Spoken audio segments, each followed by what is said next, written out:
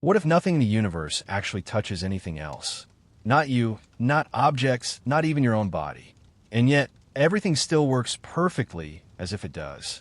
Gottfried Wilhelm Leibniz believed reality is built on something stranger than matter, a hidden harmony where everything is already in sync. And once you understand how that works, it changes what you think reality even is. Gottfried Wilhelm Leibniz was born in 1646 in Leipzig, into a Europe that was still recovering from the devastation of the 30 Years' War. It was a time marked by instability, religious conflict, and a growing desire to rebuild not just cities and nations, but systems of thought. The old structures of authority were being questioned, and new methods of understanding the world were emerging. Science was advancing, mathematics was becoming more powerful, and philosophy was searching for a foundation that could bring clarity and order to a fragmented intellectual landscape. From the very beginning, he stood out not simply because of intelligence, but because of the range of his curiosity. While many thinkers specialized in one field, he moved across disciplines with unusual ease. As a child, he taught himself Latin at a young age, allowing him to read classical texts directly. He absorbed history, law, philosophy, and mathematics, not as separate subjects, but as part of a larger attempt to understand how knowledge itself could be organized. This desire for unity became one of the defining features of his life. He was not satisfied with isolated insights. He wanted a system, something that could connect different areas of thought into a coherent whole. At a time when knowledge was expanding rapidly, often in disconnected ways, he was searching for a method that could bring everything together. His early studies in law introduced him to the idea that systems can be structured through logic, that complex situations can be analyzed and resolved through clear reasoning. But it was his encounter with mathematics that gave him a tool powerful enough to match his ambition. Mathematics, for him, was not just a way of calculating quantities. It was a language of precision, a way of expressing relationships with absolute clarity. This led him toward one of his most important achievements, the development of calculus. Working independently around the same time as Isaac Newton, he created a system that allowed for the analysis of change, motion, and continuous processes. What makes his contribution especially significant is not just the discovery itself, but the way he expressed it. His notation, still used today, made calculus more accessible and more adaptable, allowing it to spread and develop across generations. But mathematics, for him, was only one part of a much larger vision. He believed that reasoning itself could be formalized, that thought could be structured in a way similar to mathematics. If this could be achieved, then disagreements could be resolved not through debate, but through calculation. Instead of arguing endlessly, people could simply examine the logic and determine what follows. This idea may sound distant or even unrealistic, but it reflects something central to his thinking. He believed that reality itself is rational, that it follows principles that can be understood, and that human reason, if properly developed, can uncover those principles. As his philosophical ideas began to take shape, he turned his attention to one of the most fundamental questions. What is reality made of? At a time when many thinkers were moving toward a mechanical view of the universe, describing it as a system of matter and motion, he took a different path. He introduced the concept of monads. Monads, in his system, are the basic units of reality. But unlike physical particles, they are not material. They do not exist in space, do not have shape or size, and do not interact with one another in the way physical objects do. Instead, they are more like points of perception, centers of experience that reflect the entire universe from their own perspective. This idea changes the structure of reality completely. Instead of a world made of interacting physical objects, reality becomes a collection of individual perspectives, each one containing its own view of the whole. At first, this seems almost impossible to imagine. How can something exist without occupying space? How can it be real if it cannot be touched or seen? But for him, this was not a weakness. It was a way of removing the problems that arise when trying to explain interaction between physical substances. In his view, monads do not interact directly at all. Instead, they are coordinated in such a way that their internal states align perfectly with one another. This coordination is not random. It is established from the beginning, forming what he called a pre-established harmony. To understand this, imagine two clocks that always show the same time, not because they influence each other, but because they were perfectly synchronized from the start. In his system, every monad follows its own internal development, yet all monads remain in perfect alignment, creating the appearance of interaction. This idea allowed him to solve a major philosophical problem. How can mind and body, or different substances, interact? Instead of trying to explain interaction directly, he removed it entirely and replaced it with coordination. At the same time, his philosophy remained deeply connected to the idea of God. For him, this harmony could not exist by chance. It required an organizing principle, something that ensures that all monads develop in a way that fits together into a coherent universe. This leads to one of his most well-known and controversial ideas, that this is the best of all possible worlds. He argued that an all-knowing and perfectly rational creator would choose to create the world that contains the greatest balance of complexity, order, and possibility. This does not mean that the world is perfect in the sense of having no flaws or suffering. Instead, it means that given all possible alternatives, this world achieves the highest overall coherence. This idea has often been criticized, especially because it seems to justify suffering by placing it within a larger system. But for him, it was part of a broader attempt to understand how a rational universe could include both order and imperfection. By the time his early philosophy had taken shape, he had already created a system that was both highly abstract and deeply structured.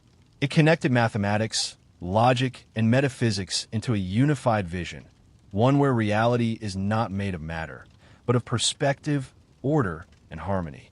And in doing so, he offered a view of the universe that feels less like a machine and more like a coordinated network of perception, where everything is connected, not through direct contact, but through an underlying structure that holds it all together.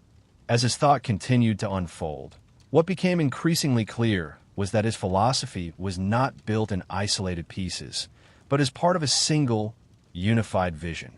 Mathematics, logic, metaphysics, even theology, all of it was connected through one central conviction, that reality is fundamentally rational, and that this rationality is not hidden beyond reach, but structured in a way that can, at least in part, be understood.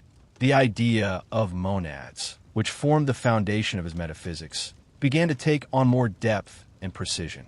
At first, they appear as abstract units, difficult to grasp, but as he refined the concept, they became more defined. Each monad, in his view, is not just a passive point of existence. It is active, constantly changing, constantly reflecting the universe from its own perspective. This reflection is not literal, not like a mirror showing a physical image, but something more subtle. Each monad contains within it a representation of the entire universe, but from its own position, its own level of clarity. Some monads perceive more clearly, others more dimly, but all are part of the same coordinated system. This introduces a kind of hierarchy within reality. At the lowest level, there are monads with very limited perception, almost indistinct, forming what we would think of as inanimate objects. As we move upward, perception becomes clearer, more structured, more organized. In living beings, especially in human minds, this clarity reaches a higher level, allowing for reflection, reasoning, and self-awareness. This means that consciousness is not something that suddenly appears at a certain point. It exists in degrees.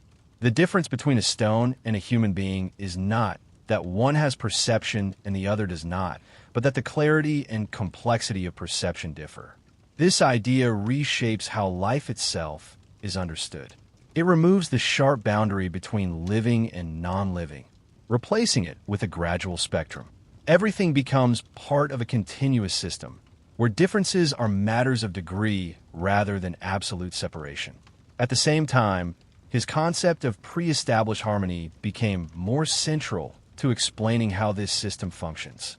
Since monads do not interact directly, there must be a reason why their internal changes correspond so precisely with one another. When you move your hand, it appears as though your mind causes your body to act.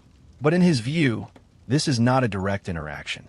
It is the result of both mind and body following their own internal paths, perfectly aligned from the beginning. This idea removes the problem of interaction entirely, but it replaces it with something else, a dependence on an initial order so precise that everything unfolds in coordination without direct contact. This order, once again, points to a deeper structure underlying reality. For him, this structure could not be random. It required an organizing principle, something that ensures that every monad develops in a way that fits into the whole. This is where his philosophical system connects directly to his understanding of God, not just as a creator, but as the source of order, the reason why the universe is coherent rather than chaotic. But what makes his approach different is that he does not rely on faith alone. He attempts to show that this structure follows logically from his premises. If reality is made of monads, and if those monads do not interact, then their coordination must be explained. The idea of a perfectly rational ordering principle becomes, in his view, the most consistent explanation. At the same time, he continued to develop his ideas about logic and knowledge. He believed that reasoning itself could be improved, refined, and eventually transformed into a kind of universal language. In such a language, complex ideas could be expressed with precision, and disagreements could be resolved by examining their logical structure. This ambition led him to imagine something far ahead of his time, a system where reasoning could be mechanized, where arguments could be calculated rather than debated endlessly. While he did not fully achieve this goal, the idea itself anticipated later developments in logic, mathematics, and even computing. He also distinguished between different types of truths, an important step in clarifying how knowledge works. Some truths, he argued, are necessary. They are true by their very nature, such as mathematical statements. These truths cannot be otherwise.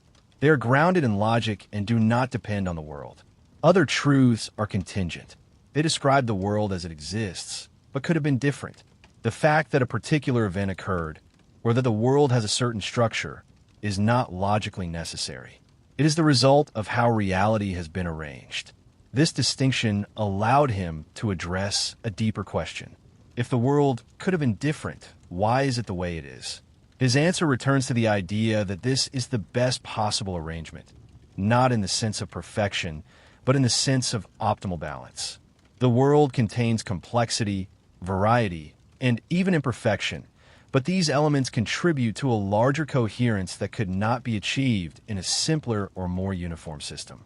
In this way, what appears as disorder on a small scale may contribute to order on a larger scale. By this stage, his philosophy had become both expansive and tightly structured. Every concept connects to another, forming a system where nothing stands alone. Monads explain the nature of reality. Harmony explains their coordination.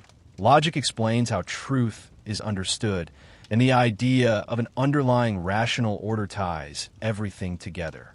Yet despite this structure, there remains something deeply abstract about his view.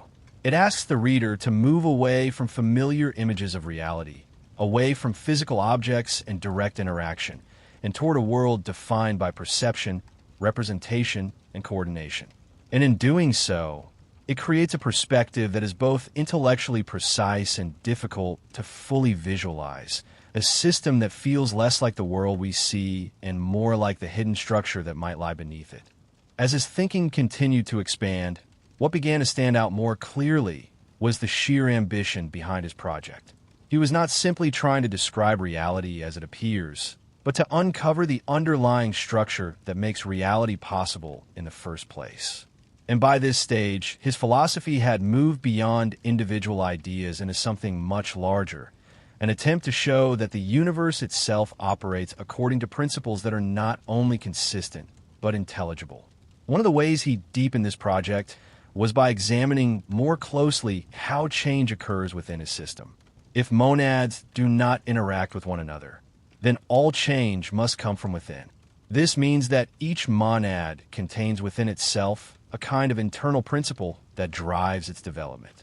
It does not react to external forces.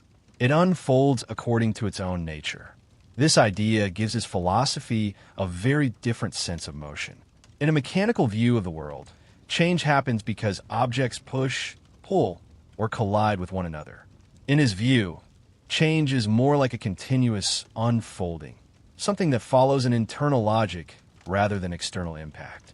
Each monad moves from one state to another in a sequence that reflects the entire universe, but from its own perspective. This means that what appears as interaction is actually synchronization. When one event seems to cause another, what is really happening is that both are part of a coordinated pattern that has been structured from the beginning. This brings a new level of depth to the idea of pre-established harmony. It is not simply that things happen to align. It is that every detail of reality unfolds according to a structure so precise that everything fits together without direct contact.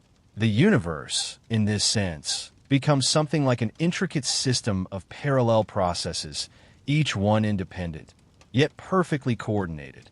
At the same time, he began to reflect more deeply on what this means for human understanding. If each monad represents the universe from its own perspective, then knowledge is always partial. No single viewpoint captures the whole.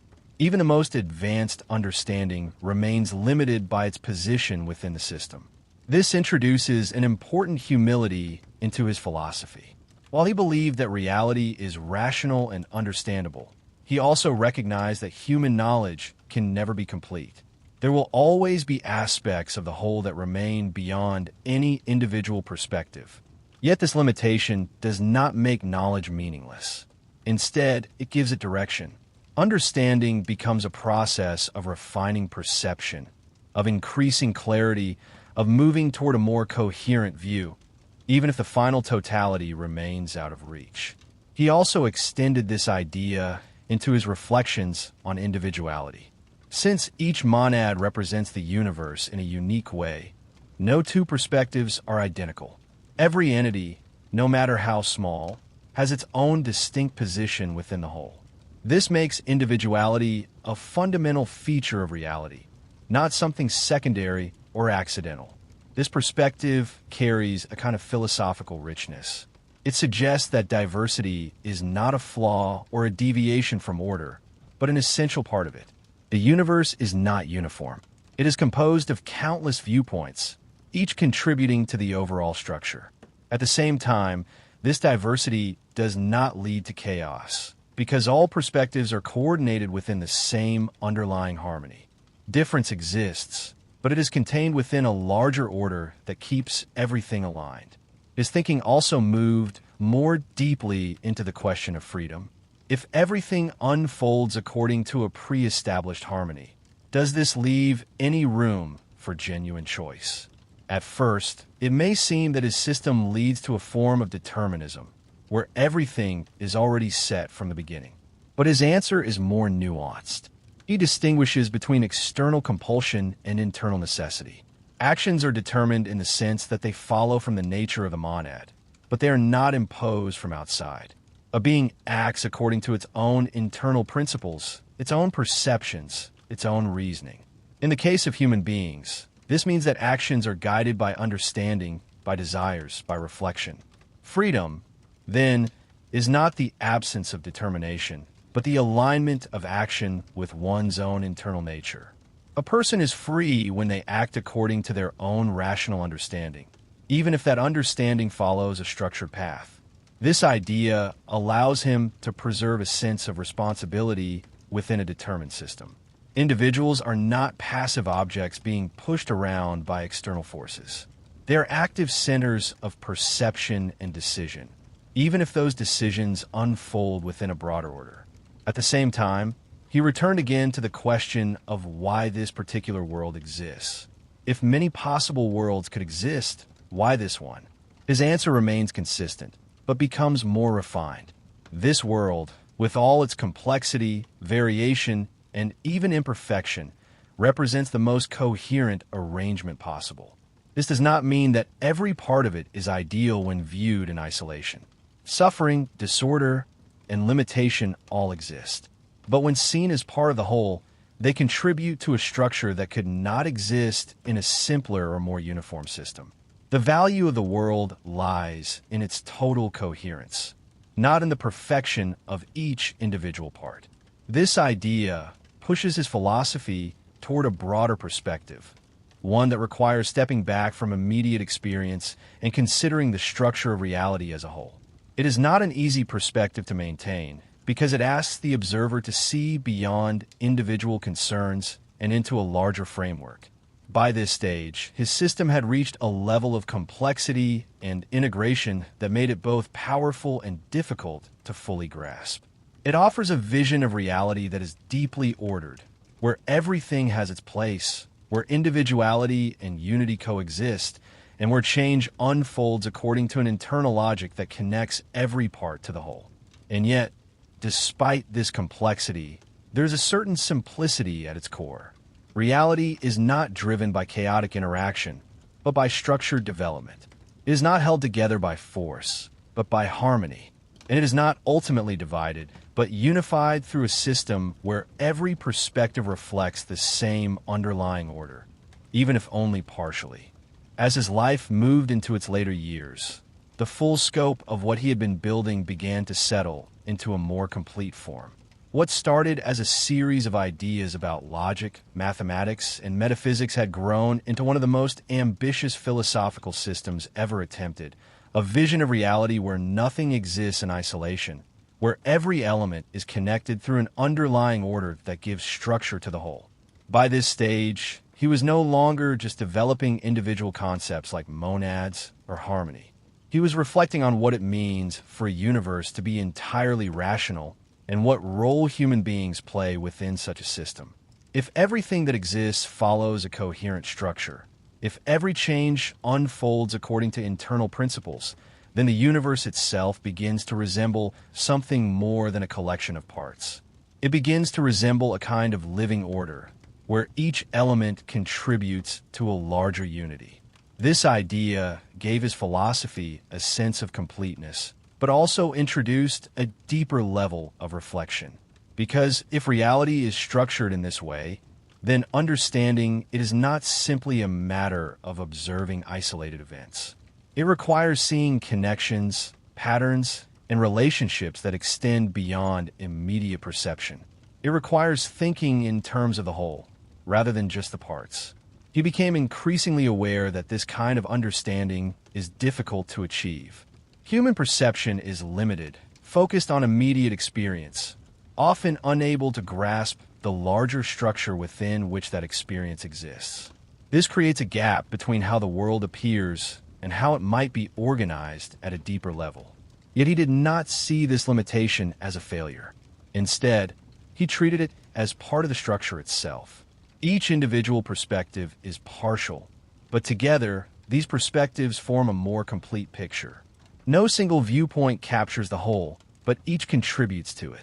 This reinforces one of his central ideas, that reality is composed of many perspectives, each reflecting the same universe in its own way. At the same time, his thinking about God became more integrated with the rest of his system. God was not simply a creator who set the world in motion and then remained separate from it. In his view, God is the foundation of the entire structure, the reason why the system exists at all, and why it is ordered rather than chaotic. The concept of pre-established harmony, which once appeared as a solution to a specific problem, now takes on a broader meaning. It becomes the principle that explains how unity and diversity can coexist. Each monad follows its own path, yet all paths align. Each perspective is unique, yet all are coordinated. This creates a universe that is both complex and coherent at the same time. He also continued to reflect on the nature of truth and knowledge within this system. If reality is rational, then it can be understood, at least in part, through reason. But understanding is not something that happens all at once. It develops gradually through the refinement of ideas, through the correction of errors, and through the ongoing effort to see more clearly. This makes knowledge an active process, something that grows over time, rather than something that is simply received. It also means that error is not entirely negative. Mistakes become part of the process of reaching greater clarity. Without them, there would be no movement, no development, no progress in understanding. As his life continued, he remained engaged in a wide range of intellectual and practical activities. He worked on political and diplomatic projects, attempted to unify different branches of knowledge, and continued to develop ideas that were far ahead of his time. His vision of a universal logical language, for example, anticipated systems that would only begin to take shape centuries later. Yet despite all this activity, the core of his philosophy remained consistent. Reality is not random. It is structured. It is not divided into disconnected parts. It is unified through an underlying order. And it is not static. It is constantly unfolding, with each element following its own internal path while remaining aligned with the whole.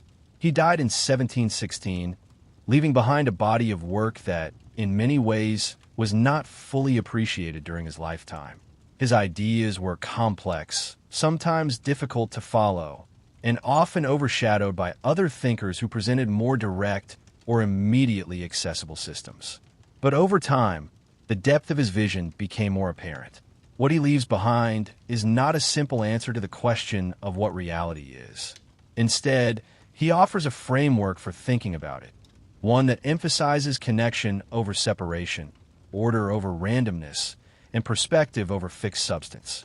In the end, his philosophy presents a world that is both intricate and unified, where every part reflects the whole, where individuality and harmony exist together, and where the structure of reality is not imposed from the outside, but emerges from within the system itself. And that is where its lasting impact remains, not in any single concept, but in the way it transforms how reality is imagined.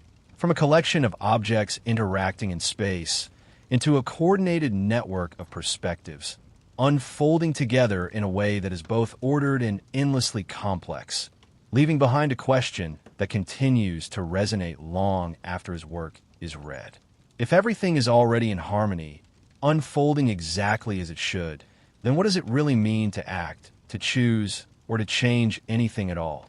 Gottfried Wilhelm Leibniz begins his philosophy from a deep conviction that reality must be intelligible through reason, that nothing exists without explanation, and that the structure of the world is not accidental but grounded in a deeper order that can be understood if one looks carefully enough.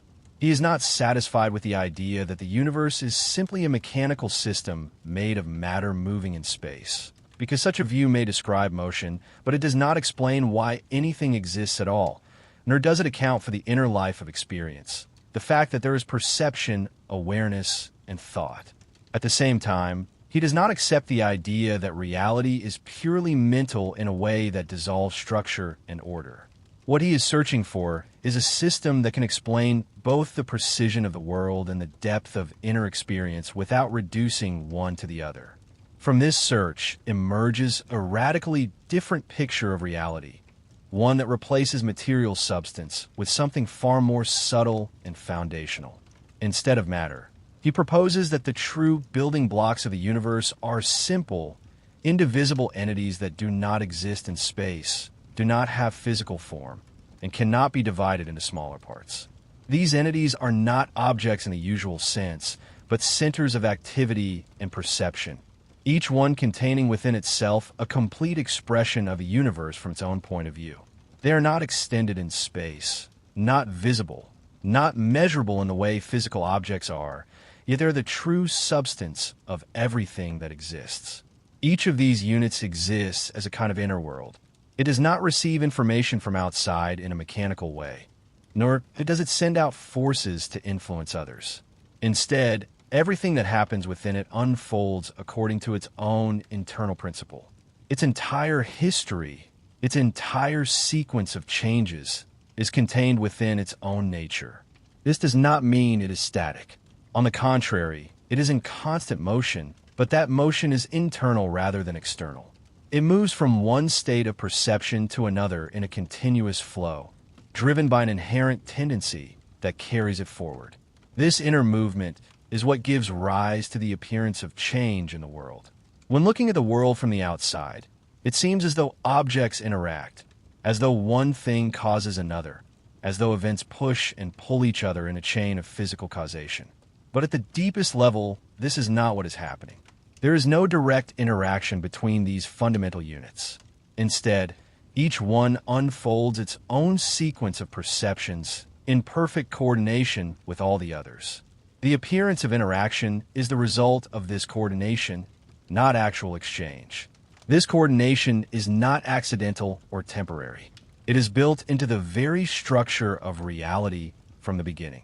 Every sequence of change within each unit corresponds exactly to sequences within all others, so that the entire universe moves together in a perfectly ordered way.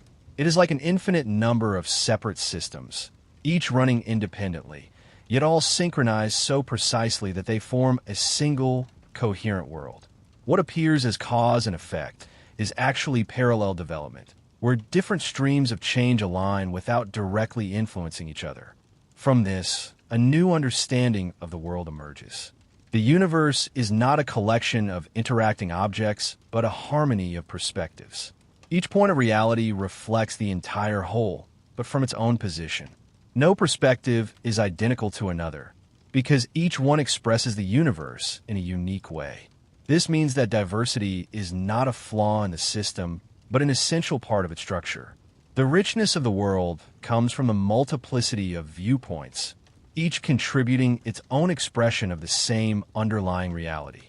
At the same time, there is a clear difference in the clarity of these perspectives. Some are extremely dim, barely forming any distinct awareness at all. Others are more developed, capable of organizing their perceptions and retaining them over time. And at the highest level, there are those that can reflect on their own perceptions, becoming aware not just of the world, but of themselves as perceivers. This gradual increase in clarity creates a natural hierarchy within reality, where what we call matter, life, and mind are not separate substances, but different levels of perceptual clarity within the same fundamental structure. What is usually called a physical object is, in this view, not a single unified thing, but a collection of these perceptual centers whose states correspond to each other in a consistent way. The solidity, shape, and motion that appear in a world are not properties of matter itself, but expressions of the coordinated perceptions within this system. The world appears stable because the patterns of perception are stable, not because there is a solid material foundation beneath them. This leads to a deeper principle that governs everything. Nothing exists without a reason. Nothing happens without an explanation for why it is this way and not another. This principle is not limited to individual events, but applies to the entire structure of reality. The existence of the universe itself must have a reason, and that reason must be sufficient to explain not only why there is something rather than nothing, but why things are arranged in the specific way that they are. This introduces a distinction between what must be and what could be otherwise. Some truths are necessary. They cannot be different. They are true in all possible circumstances, grounded in logic and reason itself. Other truths are contingent. They describe the actual world, but could have been otherwise.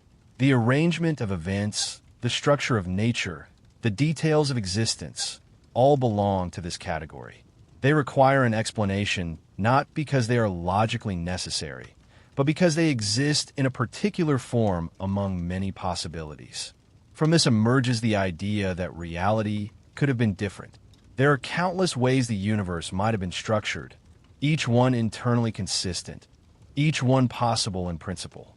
Yet only one of these possibilities is actual. This means that the existence of this particular world requires a reason that goes beyond the world itself, a reason that explains why this possibility was realized instead of another. This reasoning leads to the conclusion that the world is not random or arbitrary. It is selected according to a principle of rationality, where the actual world is the one that best fulfills certain conditions. It is not perfect in the sense of containing no difficulty or imperfection, but it represents the most complete and balanced realization of possibility, where order, variety, and coherence are brought together in the most effective way. Within this structure, human beings occupy a unique position. They are not separate from the system, but they represent a level of awareness within it where reflection becomes possible. A human mind does not simply experience the world. It can think about its own experience, form concepts, analyze patterns, and seek explanations. This reflective capacity allows it to grasp, at least partially, the rational structure of reality. Yet even here, perception is never complete.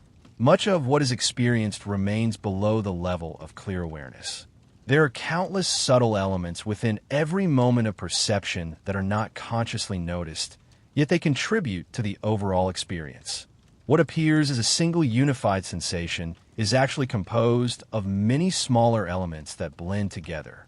These unnoticed components shape perception in ways that are not immediately visible, creating continuity and depth. Understanding, therefore, is not a sudden act, but a gradual clarification. What is initially confused can become clearer over time as attention and reflection bring hidden details into focus. Knowledge develops not by receiving information from outside in a simple way, but by unfolding what is already present in a more distinct form. This view transforms the nature of learning and thought. The mind is not an empty container waiting to be filled, but an active system that develops its own understanding from within. Its growth is a process of increasing clarity, moving from vague perception to distinct knowledge. At the same time, action follows a similar pattern. A person acts according to their internal state, their perceptions, their understanding, and their tendencies. Freedom, in this sense, is not the absence of structure, but the expression of one's own nature.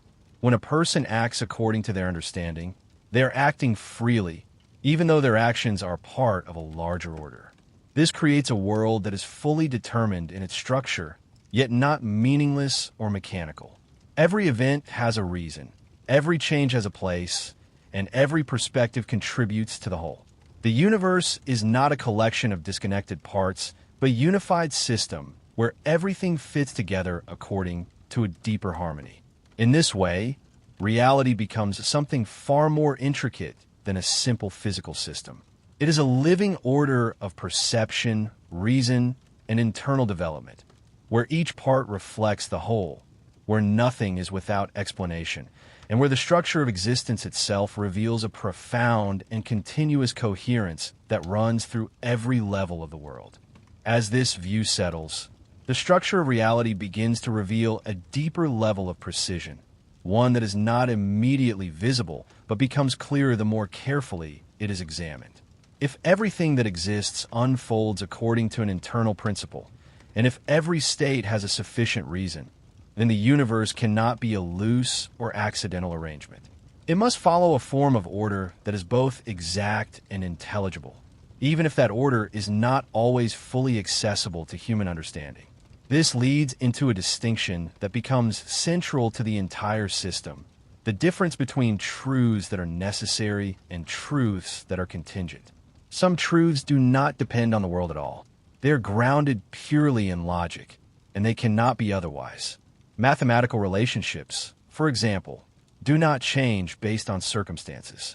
They are true in every possible situation, independent of time and place. These truths are discovered through reasoning alone, and their certainty comes from the fact that denying them would create contradiction. But the world itself does not belong entirely to this category. The specific way things exist, the arrangement of events, the structure of nature, all of this could have been different. There is nothing logically contradictory about imagining a different universe, with different laws or different sequences of events. This means that the actual world is not necessary in itself. It is one possibility among many. Once this is understood, a deeper question emerges. If countless possible worlds could exist, each internally consistent, why does this particular one exist rather than another? There must be a reason, because nothing exists without a sufficient explanation. But that reason cannot be found within the world alone, since the world itself is what needs to be explained. The answer lies in the idea that all possible worlds exist as possibilities within a larger framework of reason. Each one represents a complete way reality could be structured. Some are simpler, some more complex, some more ordered, some less. But among all these possibilities, only one is actual. The existence of this world implies a kind of selection, not random, not arbitrary, but based on a principle. The world that exists is the one that fulfills the greatest degree of order, coherence, and richness at the same time. It is not chosen because it is perfect in every isolated detail, but because it represents the most complete and balanced expression of what is possible overall. This does not remove difficulty or imperfection from experience. Instead, it places those elements within a larger structure where they contribute to the total arrangement.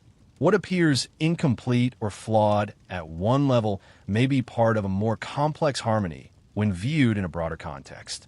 The structure of reality is not designed for simplicity alone, but for depth, variation, and interconnectedness. From here, the idea of harmony becomes more precise. Earlier, the coordination between all centers of perception was understood as a pre-established alignment, where each unfolds independently yet corresponds perfectly with all others. Now, this harmony is seen as part of a larger rational structure, where every sequence, every change, and every relationship fits into an overall pattern. Nothing is isolated. Even though each center unfolds internally, its entire development mirrors the structure of the universe. This means that the connection between things is not built through interaction, but through correspondence. The world is unified not by physical links, but by the fact that every part expresses the same underlying order. This leads to a refined understanding of causation. What appears as cause and effect is not a direct transfer of force from one thing to another.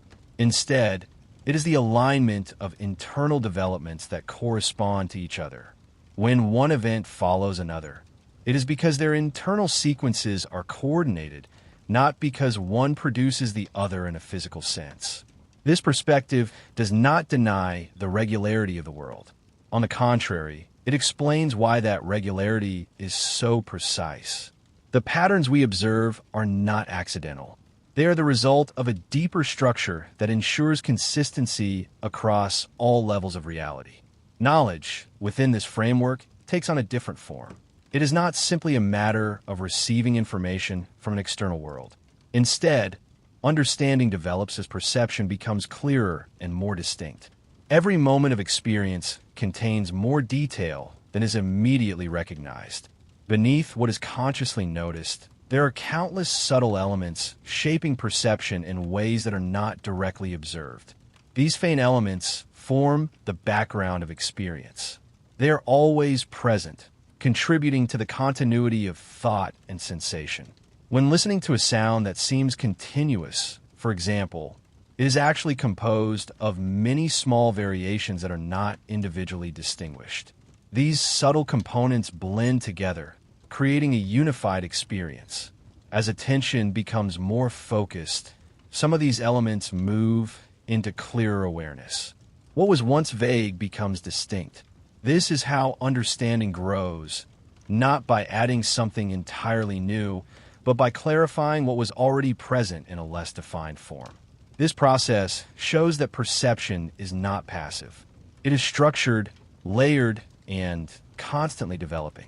What is known at any moment is only a small portion of what is actually contained within experience. The mind moves gradually from confusion to clarity, uncovering patterns that were always there, but not fully recognized. At the same time, this layered structure of perception explains how continuity exists in experience. The present moment is never isolated. It carries traces of what has just passed and anticipations of what is about to come. This creates a flow rather than a series of disconnected points. Each state grows out of the previous one and leads into the next, forming a continuous development. Within this flow, the individual remains a distinct center of awareness, but not an isolated one. Each perspective reflects the entire structure of reality, even if only partially and with varying degrees of clarity. This reflection is not static. It changes constantly as perception develops, creating a dynamic relationship between the individual and the whole. Action follows the same pattern. What a person does is not the result of external forces acting upon them in a simple mechanical way. It arises from their internal state, from their perceptions, their tendencies, and their level of understanding. Each decision is an expression of this internal structure at a particular moment. This leads to a view of freedom that is different from the idea of randomness or complete independence. Freedom is not acting without cause. It is acting in accordance with one's own nature, guided by perception and understanding. The more clearly one understands, the more fully one's actions reflect that understanding. In this way, the structure of reality does not remove freedom, but defines it more precisely. Every action has a reason, but that reason is internal rather than imposed from outside. The individual is not separate from the order of the universe, but participates in it through their own development. As these ideas come together, the universe appears as a system that is both highly ordered and deeply dynamic. Everything has a place, everything has a reason, and every part reflects the whole. What seemed at first like a collection of separate elements becomes a unified structure where perception, reason, and existence are all interconnected. The deeper one looks, the more this order becomes visible, not as something imposed from outside, but as something inherent in the very nature of reality itself, unfolding continuously through every level of existence. As this structure becomes clearer, attention begins to shift toward how such a world is actually lived and understood from within, not just as an abstract system, but as a continuous experience unfolding through perception, thought, and awareness. If every center of reality carries within it a reflection of the whole, then human understanding is not separate from the structure of the universe. It is one of the ways in which that structure becomes visible to itself. What appears at first as a limitation of human knowledge begins to take on a different meaning. It is true that no single perspective can grasp the entirety of reality in a complete and final way. Every point of view is partial, shaped by its own position and level of clarity. But this limitation is not a flaw in the system. It is part of what allows the richness of a universe to exist at all. If everything were seen from a single, total perspective, there would be no diversity, no variation, no unfolding. Instead, understanding develops through degrees of clarity.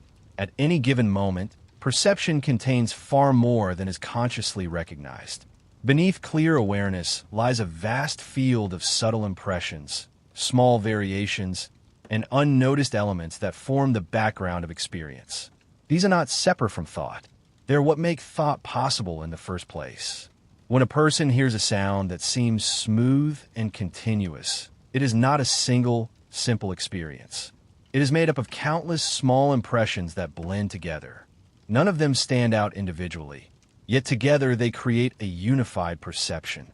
These hidden elements are always present, shaping how the world appears without being directly observed. From time to time, some of these subtle elements rise into clarity. What was once vague becomes distinct. A pattern that was unnoticed becomes visible. This movement from confusion to clarity is not an addition of something new, but a refinement of what was already there. Understanding grows by bringing into focus what was previously indistinct. This process extends beyond simple perception into reasoning itself. When a person arrives at a conclusion, it often appears as a sudden insight, as if the answer has come from nowhere. But beneath that moment lies a gradual development, a sequence of subtle shifts in perception and thought that led to the final clarity. The conclusion was not created instantly. It was uncovered. Because of this, knowledge is never completely static. It is always in motion, always capable of becoming clearer, more detailed, more precise. There is no final point at which understanding is complete. There is always more that can be brought into awareness, more that can be understood within the same structure.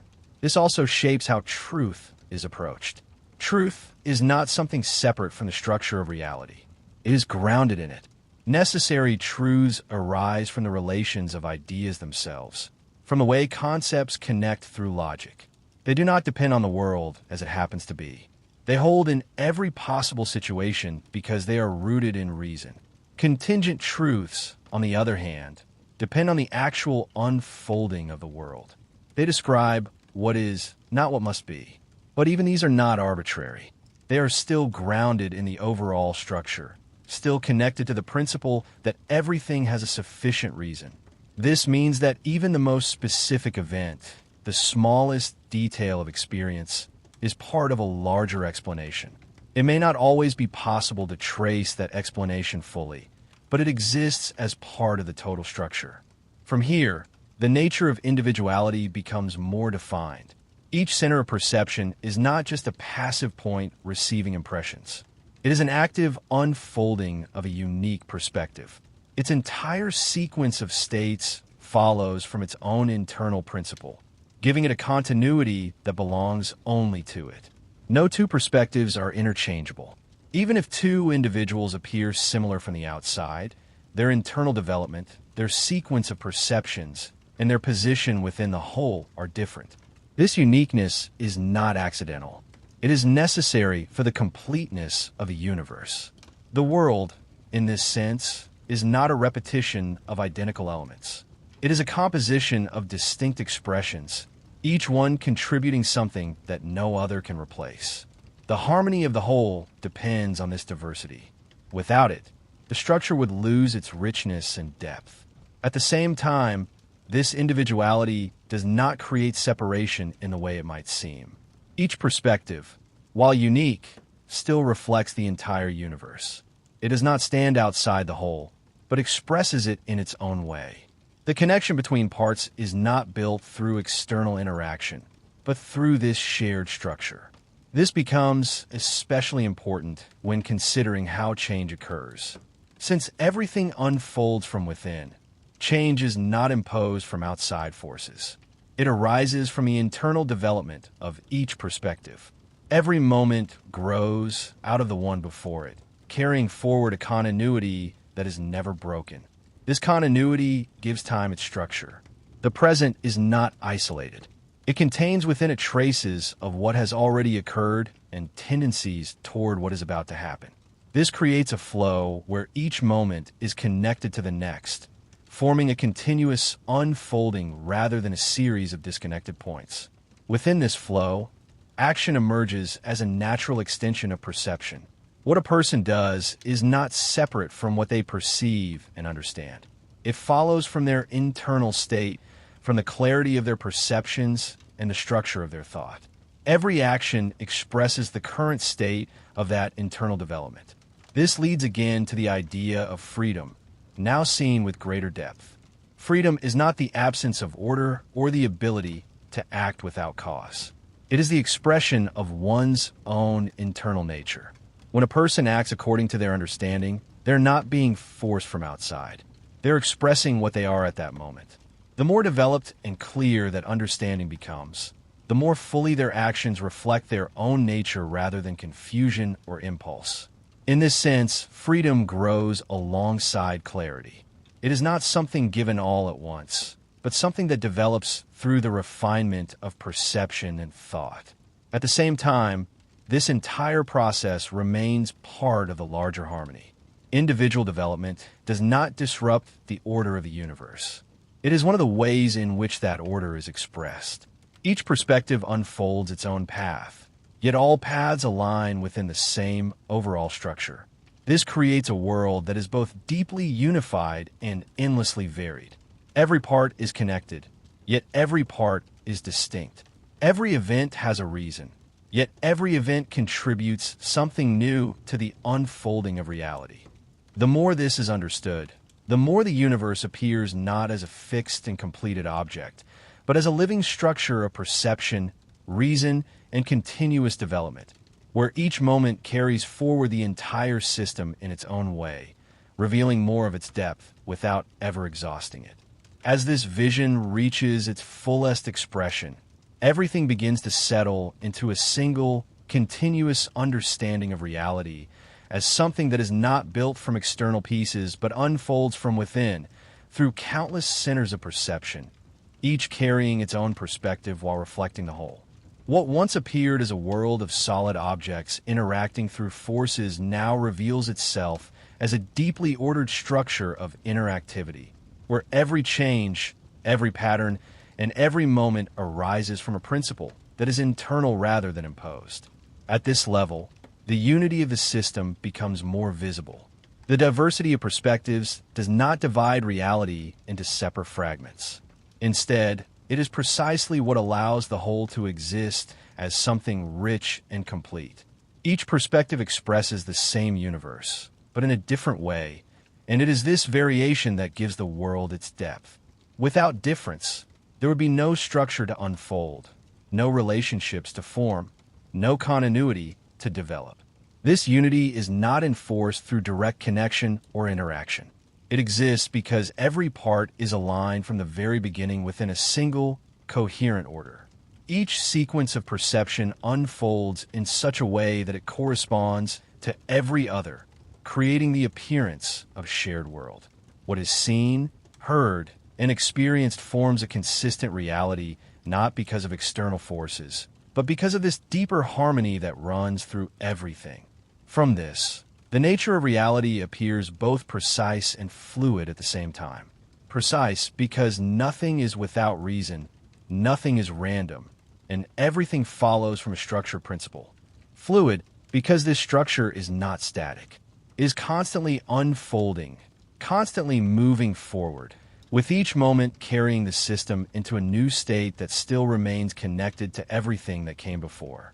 The idea that nothing exists without a sufficient reason now takes on its full meaning. It is not only a principle that explains individual events, but one that defines the entire nature of existence. Every perspective, every change, every detail is part of a complete explanation, even if that explanation is never fully visible from any single point of view. This does not create a closed or rigid world. Instead, it reveals a world where complexity and order exist together. What appears confusing or incomplete at one level may fit perfectly into a broader structure that extends beyond immediate perception. The limits of understanding do not indicate the absence of reason, but only the limits of perspective. Within this system, the role of the human mind becomes clearer. It is not separate from the order of reality, nor is it a passive observer. It is one expression of that order, a point where perception becomes reflective, where the structure of the universe becomes something that can be thought about, questioned, and gradually understood. This reflective capacity allows for a unique kind of development. A person is not fixed in their understanding. Their perception can become clearer, their reasoning more precise, their awareness more refined. As this happens, their view of the world becomes more aligned with the deeper structure that was always present but not fully recognized. At the same time, this development does not remove the limits of perspective. No matter how far understanding progresses, it remains situated within a particular point of view.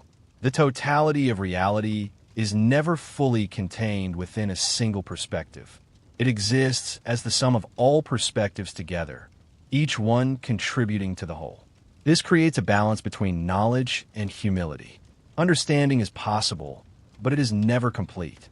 Clarity can increase, but it never reaches an absolute end. There is always more to unfold, more to perceive, more to bring into focus. Action, within this framework, is no longer something separate from thought. It is the continuation of perception in another form. What a person does follows from what they are, from their internal state at that moment. Every action expresses a point within the unfolding structure of their own perspective. This gives action a deeper meaning. It is not simply a reaction to external events. It is part of the internal development that defines each perspective. The choices a person makes are not disconnected from the structure of reality, but are one of the ways in which that structure becomes visible. Freedom, in this sense, is not the absence of determination. It is the ability to act according to one's own nature, to express the internal order that defines one's perspective. The more clearly that nature is understood, the more fully it can be expressed. Freedom grows with clarity, not in opposition to it. At the same time, every individual action remains part of the greater harmony. Nothing stands outside the system. Each decision, each movement, each moment of thought is woven into the larger pattern. This does not diminish individuality, but places it within a broader context where it contributes to the whole. The universe, when seen in this way, is not a collection of separate events, but a continuous unfolding of interconnected perspectives, each one complete in itself, yet inseparable from the rest. It is a structure where reason and perception are not separate forces, but aspects of the same underlying order. There is no final boundary where explanation stops. There is always a deeper level of connection, a further reason, a more refined understanding that can be reached. Reality is not exhausted by any single explanation because it is not static. It continues to unfold, revealing more of its structure through the very process of being experienced and understood. In the end, what emerges is a vision of existence that is neither mechanical nor chaotic, but something far more intricate, a world where everything has meaning within a larger order, where every perspective reflects the whole, and where the structure of reality itself is a continuous expression of reason unfolding through an endless harmony of perception.